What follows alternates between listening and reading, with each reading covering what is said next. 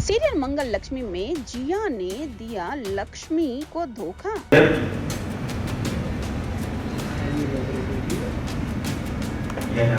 आंखों से ओझल हो गई जिया और लक्ष्मी और कार्तिक को पता भी नहीं चला।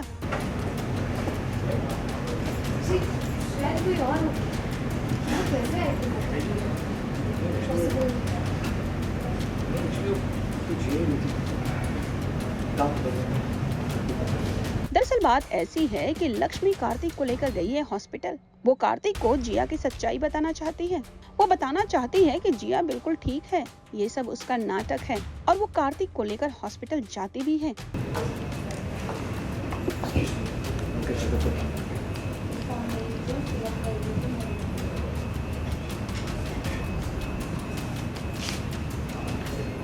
इसमें अच्छी बात ये होती है कि लक्ष्मी को जिया दिखाई भी दे देती है। एक शॉल ओढ़े जिया खड़ी है।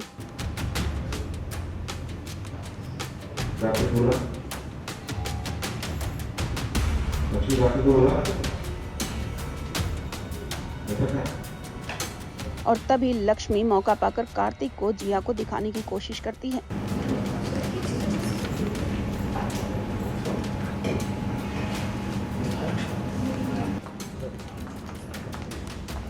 लेकिन तभी हॉस्पिटल में एक पेशेंट को स्ट्रेचर पर लेकर जाते हैं और इस मौके का फायदा उठाती है जिया और गायत्री।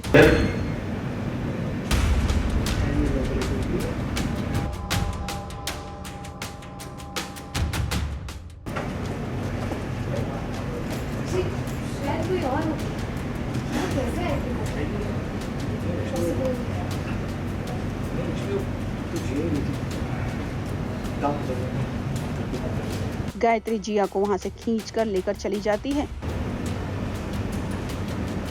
आप क्या कर रही हैं? और इस तरह से जिया हो जाती है कार्तिक और लक्ष्मी की आंखों से ओझल।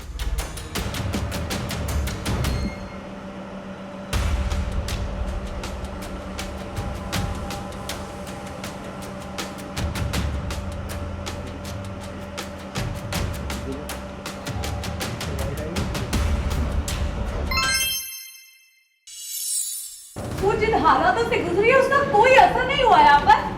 ये उस पर नहीं हुआ होगा, कोई फर्क नहीं पड़ रहा आपको? आपकी आत्मा नहीं कांप रही है? किस तरह से गुजरी है वो? कुछ ज्यादा ही नहीं कर रही।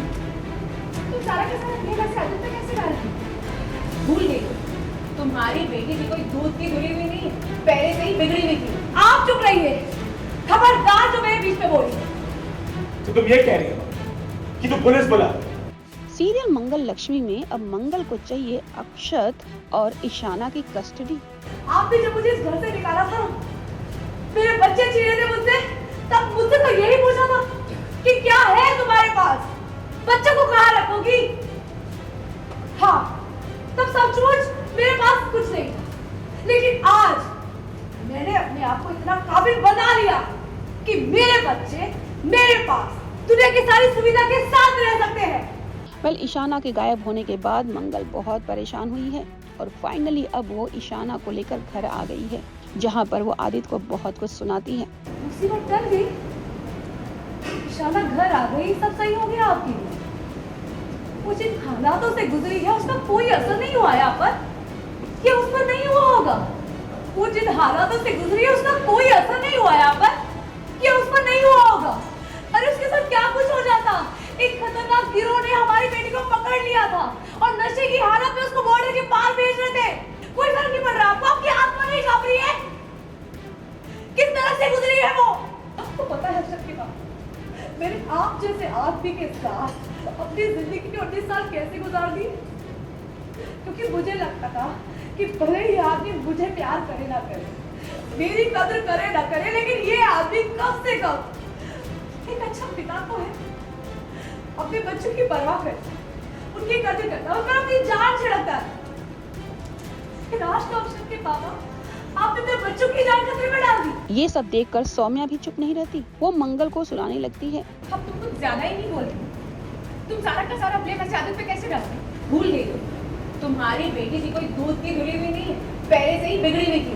आप चुप रहिए, खबरदार जो मेरे बीच में बोली। मैं ईशाना के पापा से बात कर रही हूँ, आपसे नहीं। आपको ये कहते हुए शायद याद नहीं आया होगा, लेकिन मुझे अच्छे से याद कि 6 महीने के एक एक दिन मैंने आपकी दी हुई चुनौती का सामना करने में गुजार दिए। आपको ये कहते हुए शायद याद नहीं आया होगा, लेकिन मुझे अच्छे से याद कि 6 महीने के एक एक दिन मैंने आपकी दी हुई चुनौती का सामना करने में गुजार दिए। पर इन सब के बीच मंगल करती है एक बड़ी डिमांड और कहती है कि अब मैं बिल्कुल ठीक हो चुकी हूँ और मुझे दोनों बच्चे की कस्टडी चाहिए। इसे सुनकर सभी हो जाते हैं शॉक। आपने जब मुझे इस घर से निकाला था, मेरे बच्चे छीने थे मुझसे, तब मुझसे तो यही पूछा था कि क्या है तुम्हारे पास, बच्चे को कहाँ रखोगी? हाँ, तब सचमुच मेरे पास कुछ नहीं, लेकिन आज मैंने अपने आप को इतना काबिल बना लिया कि मेरे बच्चे मेरे पास दुनिया की सारी सुविधा के साथ रह सकते हैं।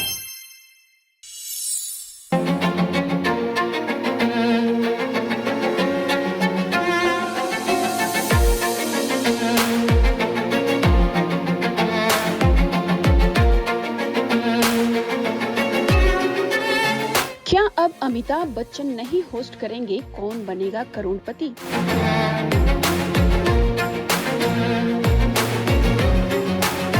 क्या अब अमिताभ बच्चन की जगह कोई और ले लेगा?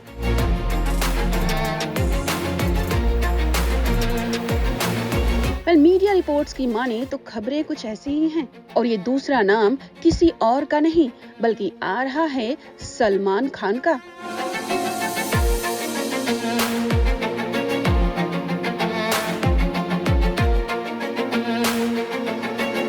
रिपोर्ट्स की माने तो सलमान खान दिखाई दे सकते हैं केबीसी के नए होस्ट के रूप में।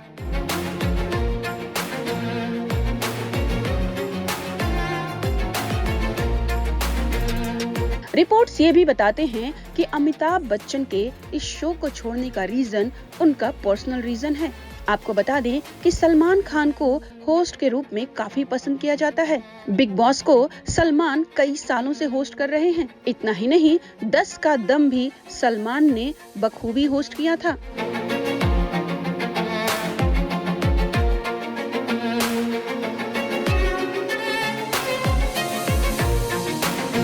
सलमान की होस्टिंग की बात करें तो अगर सलमान खान बिग बॉस को होस्ट नहीं करते हैं तो ऑडियंस को मजा ही नहीं आता और शो पर उसका असर भी पड़ता दिखाई देता है।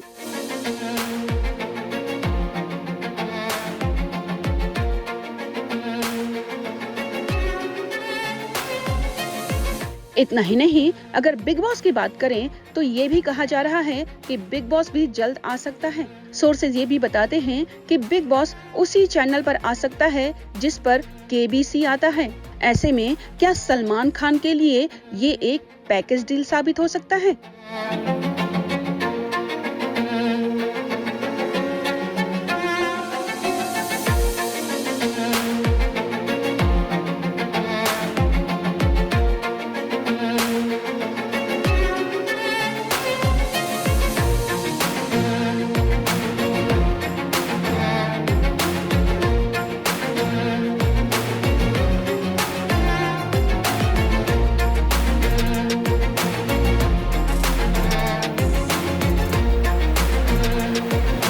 रीजन जो भी हो, इतना तो जरूर है कि केबीसी बिना अमिताभ बच्चन के अधूरा सा लगता है।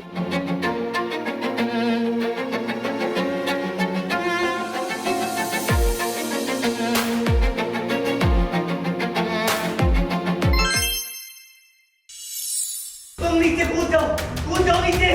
पागल हो गया। शारदा भाभी तुम्हारी प्रतीक्षा कर रहे हैं। मेरा कोई नहीं है। जहाँ नेत्र घुमाओ वहाँ मृत्यु। सोचो लक्ष्मण, तुझसे यहाँ तक पहुँचने वाली है, कूदो। रुको लक्ष्मण, रुको। एक रस्सी बॉल है, कब खतरे वाली। क्या देखो, हम दोनों 2 पुलों पे खड़े हैं। यदि हम संतुलन बनाते हुए एक दूसरे के पास आए और पलट कर खड़े हो जाए तो हम एक दूसरे के हाथ खोल पाएंगे। क्या बोलते हो? सीरियल तेनालीरामा में रामा और लक्ष्मण बहुत ही बुरी तरह से फंसे हैं। तुम नीचे कूद जाओ नीचे।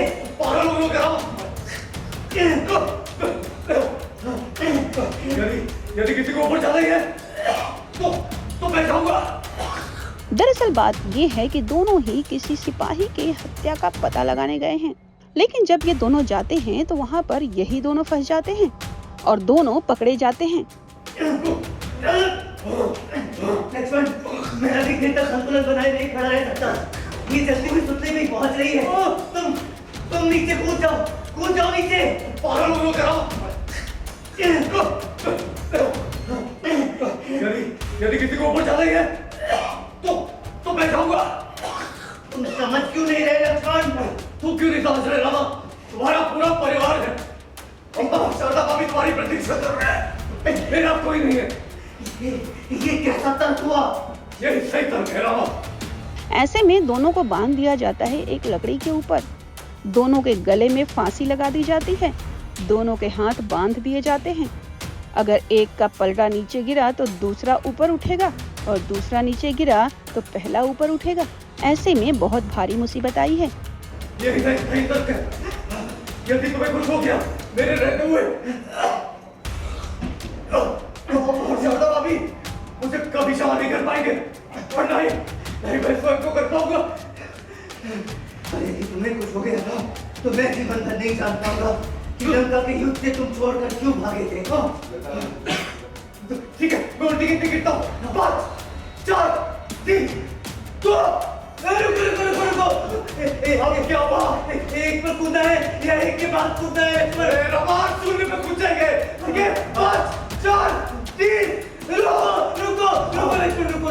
लेकिन भाई रामा ने लगाया है दिमाग और पीछे पीछे चिपक कर खोल दी हैं एक दूसरे की रस्सियां और फिर हो चुके हैं वहां से रफू चक्कर। एक लड़की बॉल है, कम खतरे वाली। क्या?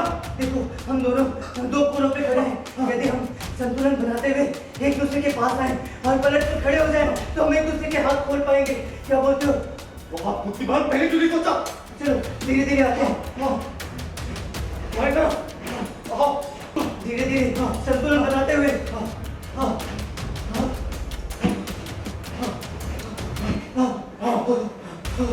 घूम जाओ।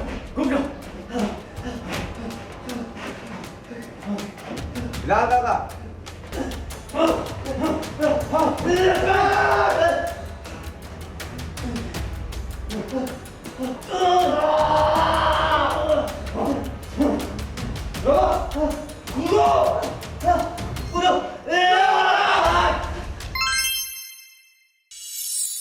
कब है तेरी शादी की सालगिरह?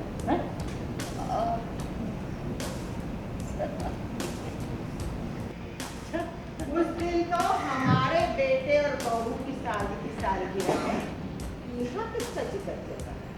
हमको एक तो बात नहीं समझ में आती। जौन बात हम कह चुके उसका दोहरा कह रही हो। अरे हम भी तो तुम्हारे बेटे और बहू की शादी की सालगिरह की बात कर रहे हैं। तो हमरे बेटे और बहू की शादी की सालगिरह में आपका का लेना देना? आप काहे फुकट में खुश हो रही हैं? सीरियल गहना में आ गया है नया ट्विस्ट, जब कजरी की दादी और आयुष्मान की बुआ में हो जाती है काफी बड़ी बहस कि हमरे बेटे और बहू की शादी की सालगिरह से आपका का लेना देना? आप काहे इतनी खुश हो रही हैं? हाँ? अरे भाई काहे नहीं लेना देना? हाँ? इतना ही नहीं, आयुष्मान की बुआ तो हाथ भी उठा देती हैं। पता ही नहीं क्या होगा। वही होगा। हाँ? ओ अम्मा, आंखें हैं हमारी जबरदस्त और उससे जबराट है हमारा लपड़। अच्छों की अकल ठिकाने पे आ गई, एक पढ़ के नहीं। वो भी किसी और पर नहीं बल्कि कजरी की दादी पर।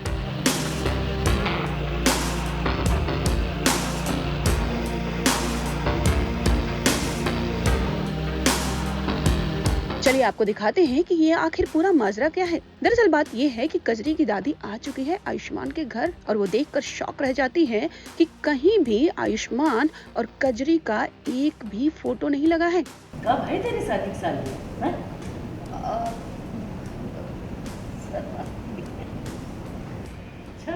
उस दिन तो हमारे बेटे और बहू की शादी की सालगिरह है, यहाँ पे सज कर जगह हमको एक तो बात नहीं समझ में आती। जौन बात हम कह चुके उसका दोहरा कह रही हो। अरे हम भी तो तुम्हारे बेटे और बहू की शादी की सालगिरह की बात कर रहे हैं। हमको एक तो बात नहीं समझ में आती। जौन बात हम कह चुके उसका दोहरा कह रही हो। अरे हम भी तो तुम्हारे बेटे और बहू की शादी की सालगिरह की बात कर रहे हैं। अरे अम्मा, तो हमरे बेटे और बहू की शादी की सालगिरह में आपका का लेना देना? आप काहे फुकट में खुश हो रही हैं? अरे लो, काहे नहीं लेना देना? तुम्हारी बहू हमरी कछु लगती है कि नहीं? अरे हमरी बहू काहे तुमरे कुछ लगेगी भाई? अरे ऐसे में वो कहती है कि फोटो तो होना चाहिए। अब इस बात को टालने के लिए गहना निकालती है उपाय और कहती है कि इन दोनों की एनिवर्सरी आने वाली है और तभी हम फोटो खिंचाएंगे और दीवार पे लगाएंगे। तेरी और जमाई बाबू की खूब बढ़िया बढ़िया फोटो खिंचवाएंगे और पूरा घर में लगाएंगे। अरे अम्मा, जिसकी शादी की सालगिरह है ना, उसी की तरफ देख के बात कर रहे हैं। आपको समझ में नहीं आ रही बात? वो की तरफ देख के बात कर। और नहीं तो कहाँ आसमान में देख रहे हैं हम? दादी, तो ले- बुआ जी, हमारी बात सुनो। अब इसमें दादी को शक हो जाता है और वो कहती है कि आप लोगों को कैसे पता कि कजरी की एनिवर्सरी कब है। गहना इसको कवर अप करती है और कहती है कि हम दोनों की एनिवर्सरी एक ही डेट को है और इसीलिए मुझे पता है। आप लोगों को ना इसीलिए गलतफहमी हो रही है क्योंकि हमारी और कजरी की सालगिरह एक ही दिन होती है। देखा, देख कहीं रही हो, बोल कहीं रही हो, तो ठिकाना ही नहीं है। महंगे होगा। अम्मा, हमारी आँख तो बहुत तेज। वेल, इन्हीं सब बात को लेकर घर में होती है बड़ी बहस और ये बहस होती है दादी और बुआ के बीच। कि हमरे बेटे और बहू की शादी की सालगिरह से आपका का लेना देना? आप काहे इतनी खुश हो रही हैं? हाँ?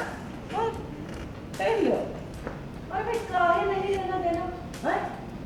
तुम्हारी बहू हमरी भी तो कछु लगती है कि नहीं? अरे हमरी बहू काहे लेने आपके कुछ लगेगी भाई? हैं? काहे? अरे अम्मा, कैसे समझाएं आपको? जिसकी शादी की सालगिरह है उसी को देख करके बात कर रहे हैं। समझ में आई हिंदी में आपको? पता ही नहीं क्या हो रहा। महंगी होगा हैं? ओ अम्मा, आंखें हैं हमारी जबरदस्त और उससे जबराट है हमारा लपड़। अच्छे अच्छों की अकल ठिकाने पे आ गई एक पड़के में। ये सब देखकर गहना और कजरी काफी शॉक में हैं क्योंकि उन्हें तो इस बात की टेंशन है कि कहीं उनका छुपा हुआ राज बाहर ना आ जाए।